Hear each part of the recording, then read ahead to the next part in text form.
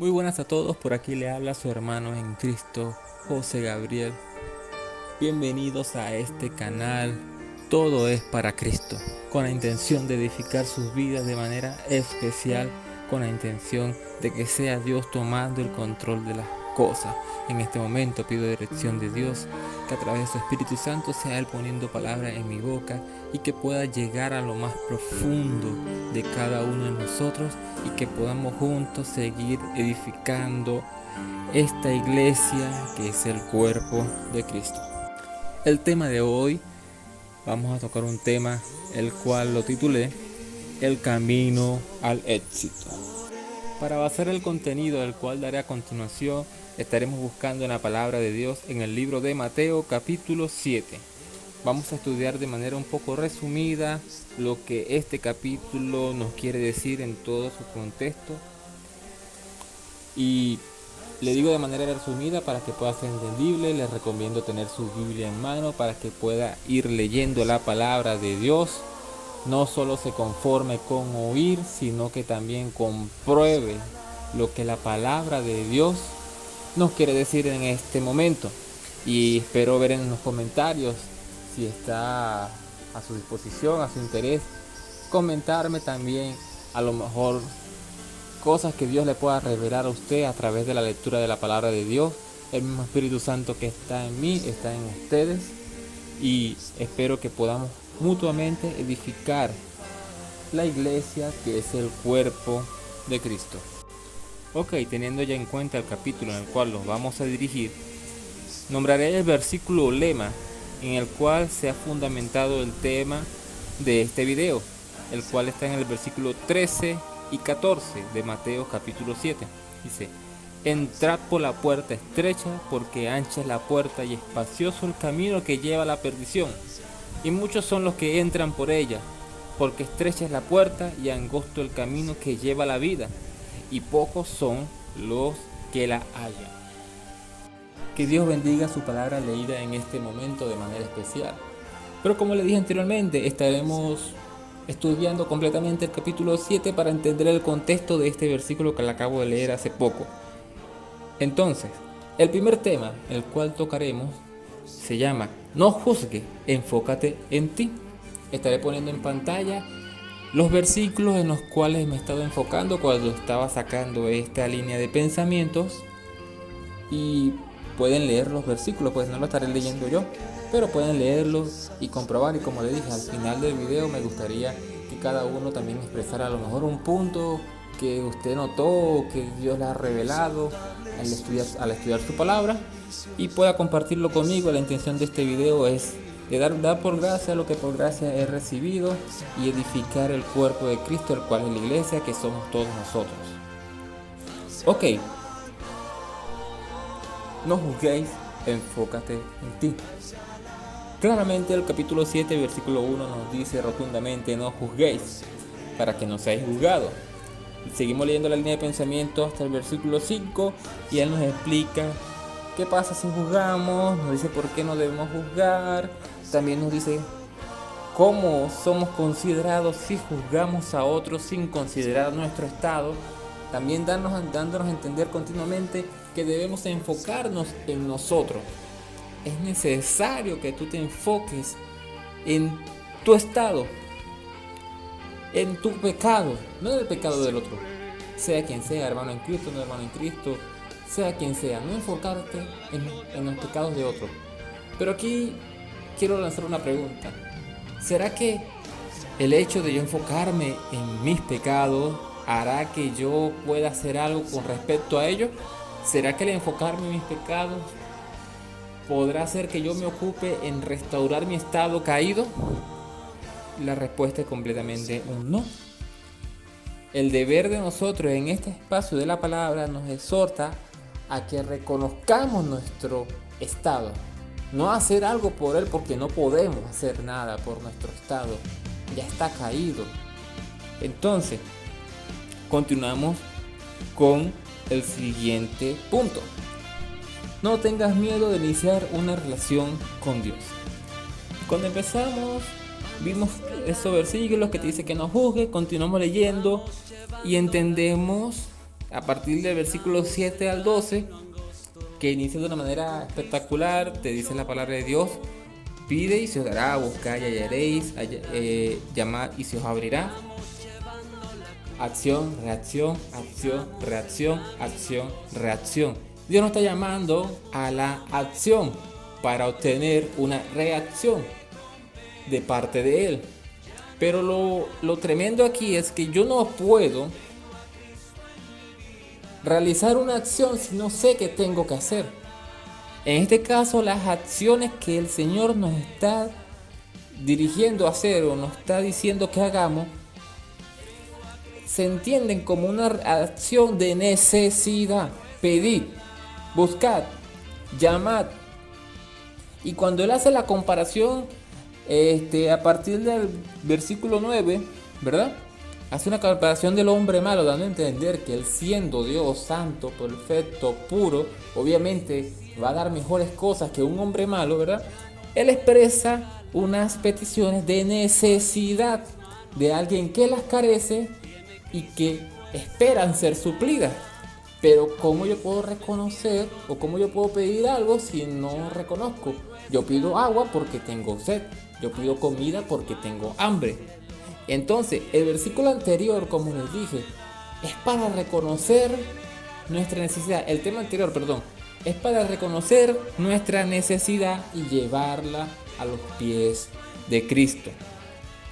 Entonces, no tengamos temor de iniciar una relación con Dios, porque el temor inicia en nosotros al ver nuestro estado. O sea, estoy tan despreciable, soy tan pecador, le he fallado tanto a Dios. Algo importante, mi hermano, es que Dios ya sabe eso. Eso no es nuevo para Dios. Pero en su amor, que es fuera de nuestro entendimiento, Él le ha placido recibirnos con un corazón, obviamente, de parte de nosotros contrito, humillado, reconociendo nuestro estado pecaminoso, reconociendo que no tenemos ninguna oportunidad por nuestros medios de acercarnos al Padre, ¿verdad? Cuando nosotros entendemos eso y vamos a los pies del Señor humillados, dice la palabra de Dios que el que se humilla, Él le exaltará. Trata como quieres ser tratado, pero no trates como te tratan. Aquí a veces hay una controversia en nuestra vida porque hay un conflicto. Nuestro orgullo, nuestro ego, nuestro yo, nuestro a mí nadie me toca, todo ese tipo de pensamientos que pasan por nuestra mente, que son señal de enaltecimiento. Y la palabra dice que el que se enaltece, Dios lo humilla, ¿verdad? Pero no una humillación como Dios quiere que nosotros nos humillemos, sino una humillación a modo de castigo, ¿verdad? Pero bueno, volviendo aquí al versículo, nos dice que tratemos a los demás como queremos ser tratados. Y naturalmente nosotros tratamos como nos tratan. Pero pudiese decir a uno, pero si alguien me trata bien, yo no voy a tratarlo bien. Volvemos desde el primer tema, tomando como anclado el primer tema. Dios te dice, enfócate en ti. Enfocándonos en nosotros, nuestros problemas, nuestro pecado, nuestras necesidades, que tenemos que llevarlo a los pies de Cristo. Dios te dice que de ti es que tiene que empezar a salir esas cosas buenas. Porque voy a tratar bien al que me trate bien, y al que me trate mal, ¿cómo lo voy a tratar? También tengo que tratarlo bien, porque obviamente nosotros queremos que se nos trate bien. Todo inicia, ¿verdad?, en una restauración de nuestra vida. Al yo querer tratar a los demás como ellos me tratan, entonces me estoy enfocando en los otros. Sigo mirando la paja que está en el ojo de mi hermano, porque estoy esperando a ver cómo él me trata para yo empezar a tratarlo a él. No. Yo tengo que mirar la viga que está en el mío y empezar a reconocer mi necesidad e ir a los pies de Cristo. Entonces yo creo que esta línea de pensamiento, por eso es interesante leerlo con la línea de pensamiento, para poder entender el por qué yo no puedo empezar a tratar a los demás como ellos me tratan a mí. Porque me mantengo todavía entonces en el versículo que dice que estoy mirando la paja del ojo de mi hermano y no estoy mirando la viga que está en el mío. Tengo que aprender a concentrar esta atención en mí, reconocer mi debilidad y llevarla a los pies de Cristo. Ok, el tema está centralizado en el versículo 13 y 14, como pueden ver es el tema principal, pero estos versículos son bastante claros. Habla de 2 puertas y a dónde lleva cada una de estas puertas. Vamos a proseguir con el siguiente tema, que es ten claro tu naturaleza. Siguiente punto, ten claro tu naturaleza. Cuando continuamos leyendo la palabra de Dios y vamos por el versículo 15 actualmente hasta el 20, entendemos que Dios nos está advirtiendo sobre los falsos profetas que vienen vestidos como ovejas, pero son lobos. Nos dice cómo reconocer un árbol bueno y un árbol malo. Y nos dice cosas que no pueden pasar, como por ejemplo, no puede un buen árbol dar malos frutos. Entonces, lo es dicho por el Señor y como Él lo dijo, no puede suceder, porque Él dijo no puede suceder. Pero ahora, ¿cómo tiene que ver eso con ten claro tu naturaleza? Y es muy simple, mis hermanos. Nosotros necesitamos, tomando en cuenta el principio, el reconocer y el saber mi necesidad, nosotros tenemos que reconocer que nuestra naturaleza caída necesita morir para que en Cristo nazcamos de nuevo y así poder dar buenos frutos. Porque a veces, al estar pendiente de otro hermano, de qué hace, cómo se comporta, qué hace, qué bebe, qué deja hacer, qué no deja de hacer, y no estamos pendientes de nuestra condición,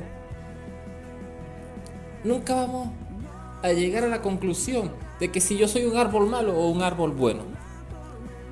Naturalmente, cuando nacemos empezamos siendo un árbol malo porque no podemos de ninguna manera dar frutos agradables a Dios. Nuestros frutos son malos, completamente malos.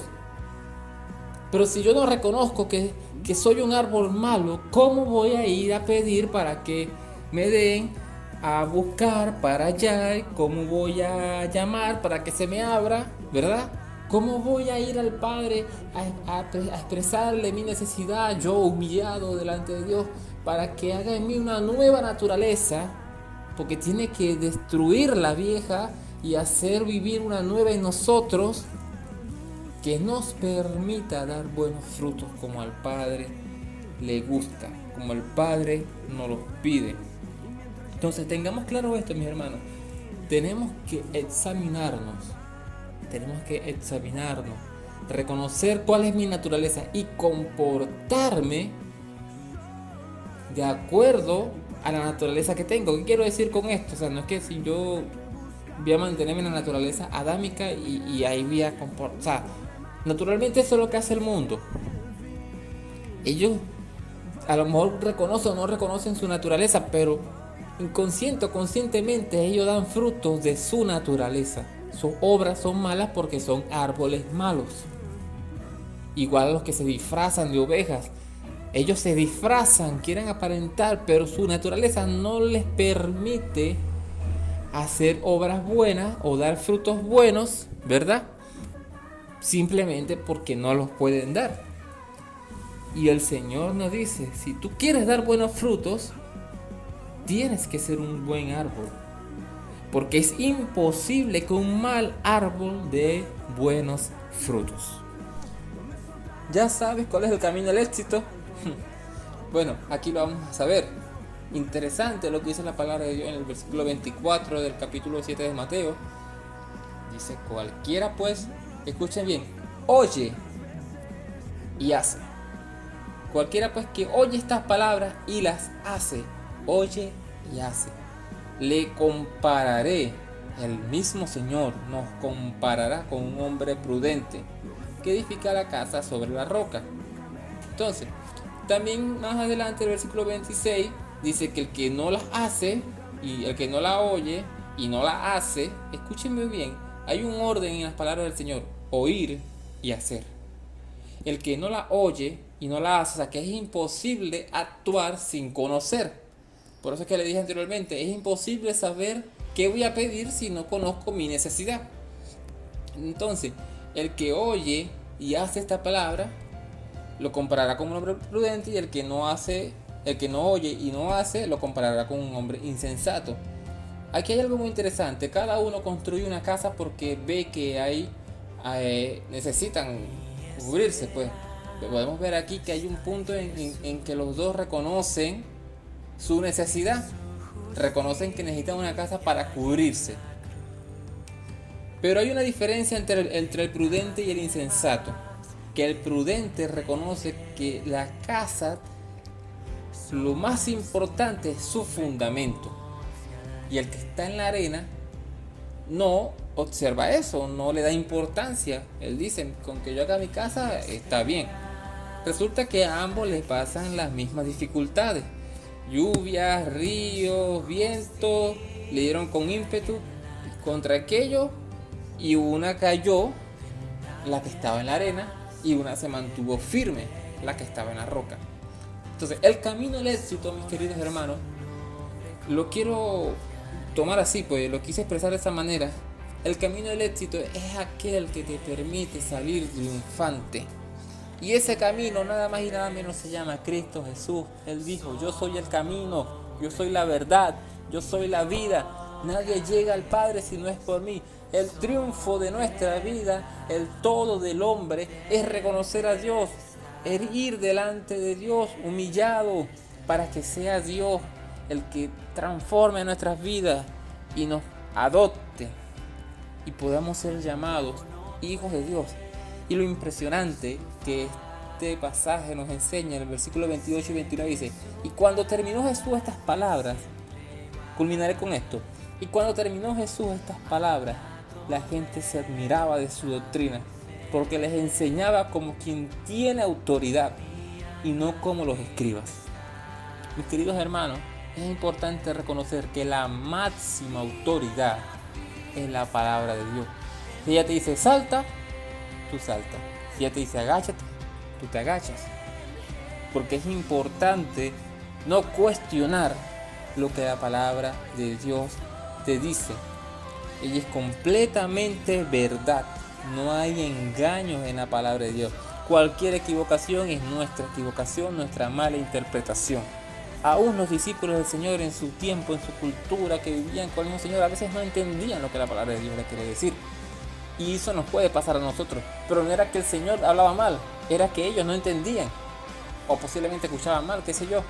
Pero el hecho es, que quiero recalcar, es que la palabra de Dios es la máxima autoridad. La palabra de Dios, que es el mismo Cristo, es el camino al Padre. Y tenemos que conocer esta palabra para conocer el camino. No podemos conocer el camino si no entendemos, si no conocemos o no entendemos la palabra de Dios. Entonces, mi querido hermano, espero que esta reflexión haya edificado sus vidas como ha edificado mi vida.